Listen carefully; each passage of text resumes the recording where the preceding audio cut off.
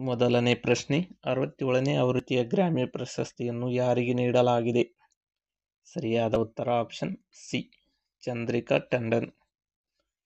Next question, ಯಾವ ಸಂಸ್ಥೆಯು ಇತ್ತೀಚೆಗೆ ಕೃತಕ ಚಂದ್ರನ ಮಣ್ಣಿನಿಂದ ಸಿಲಿಕಾನ್ ಕಾರ್ಬೈಡ್ ಅನ್ನು ಹೊರತೆಗೆದಿದೆ? ಸರಿಯಾದ ಉತ್ತರ option A, IIT Madras. Next question, ವರ್ಷದ ಪ್ರಮುಖ ಚೆಸ್ ಟೂರ್ನಿಯಾದ ಟಾಟಾ ಸ್ಟೀಲ್ ಮಾಸ್ಟರ್ಸ್ ಚಾಂಪಿಯನ್ ಕಿರೀಟವನ್ನು ಯಾರು ಗೆದ್ದಿದ್ದಾರೆ? ಸರಿಯಾದ ಉತ್ತರ option A, Praggnanandhaa. Next question, ಹಣಕಾಸು ಆರೋಗ್ಯ ಸೂಚ್ಯಂಕದಲ್ಲಿ ಕರ್ನಾಟಕದ ಸ್ಥಾನ ಎಷ್ಟು? ಸರಿಯಾದ ಉತ್ತರ ಆಪ್ಷನ್ ಸಿ, 10ನೇ ಸ್ಥಾನ. ನೆಕ್ಸ್ಟ್ ಕ್ವಶನ್, 19 ವರ್ಷದೊಳಗಿನ ಮಹಿಳಾ T20 ವಿಶ್ವಕಪ್ ಗೆದ್ದ ತಂಡ ಯಾವುದು? ಸರಿಯಾದ ಉತ್ತರ option A, Bharat. Runner up ಆಗಿದ್ದು ದಕ್ಷಿಣ Africa.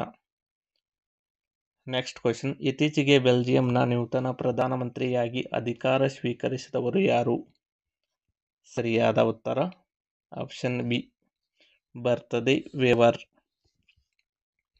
Next question, Nathan Lyon ಯಾವ ಕ್ರೀಡೆಗೆ ಸಂಬಂಧಿಸಿದ್ದಾರೆ?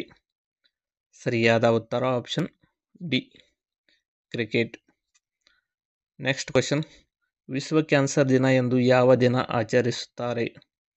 ಸರಿಯಾದ ಉತ್ತರ ಆಪ್ಷನ್ ಸಿ, ಫೆಬ್ರವರಿ 4ರಂದು. ನೆಕ್ಸ್ಟ್ ಕ್ವಶನ್, ನೆಟ್ ಎಂಬ ರೋಗ ಯಾವ ಬೆಳೆಗೆ ಸಂಬಂಧಿಸಿದೆ?